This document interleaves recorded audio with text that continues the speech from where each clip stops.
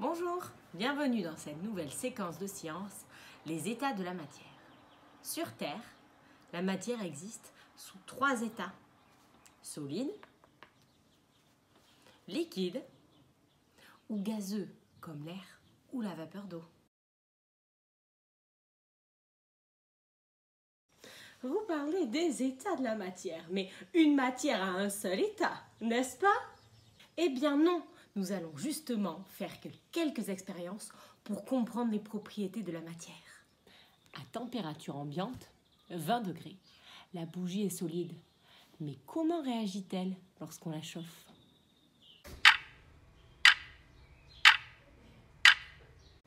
Lorsque je mets la bougie à chauffer, la matière solide se transforme en matière liquide.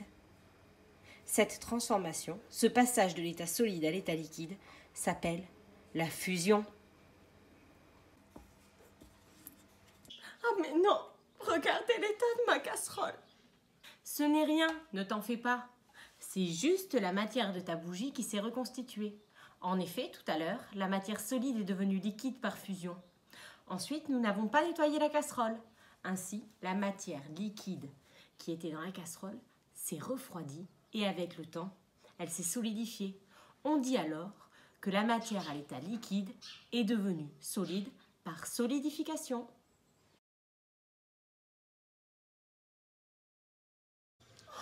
Je viens de me rendre compte que la matière solide peut devenir liquide par fusion. Mais qu'en est-il lorsque la matière est déjà liquide?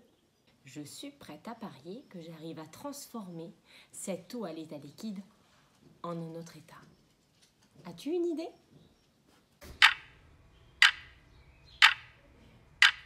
Lorsque je mets l'eau à chauffer, j'ai de la vapeur qui se crée au-dessus et qui s'en va. Cette vapeur est la vapeur d'eau. Ainsi, l'eau à l'état liquide va par vaporisation passer à l'état gazeux.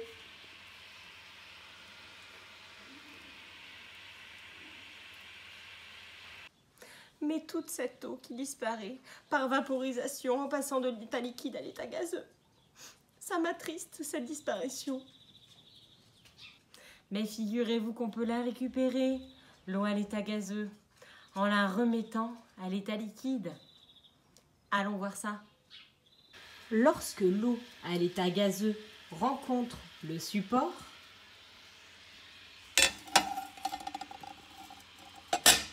elle forme de petites gouttes. Passage de l'état gazeux à l'état liquide se fait par condensation. Connais-tu l'exemple d'une matière présente sous ces 3 états dans la nature? Moi je sais, c'est l'eau bien sûr. Mais bien sûr, je retrouve l'eau à l'état solide, sous forme de glaçons que je mets dans mon verre l'été, à l'état liquide, sous forme d'eau que je consomme, et à l'état gazeux, sous forme de vapeur d'eau que je fabrique lorsque je chauffe l'eau.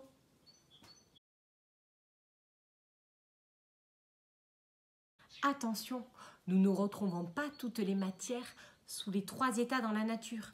En effet, le changement d'état dépend de la température. Le fer, par exemple, passe de l'état solide à l'état liquide à 1500 degrés. Tu as appris aujourd'hui que la matière peut se trouver sous 3 états, l'état solide, liquide et gazeux. Tu sais également qu'il existe des changements d'état.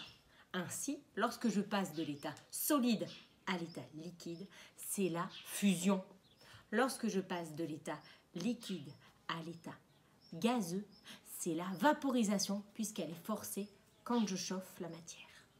Lorsque je passe de l'état gazeux à l'état liquide, c'est la condensation.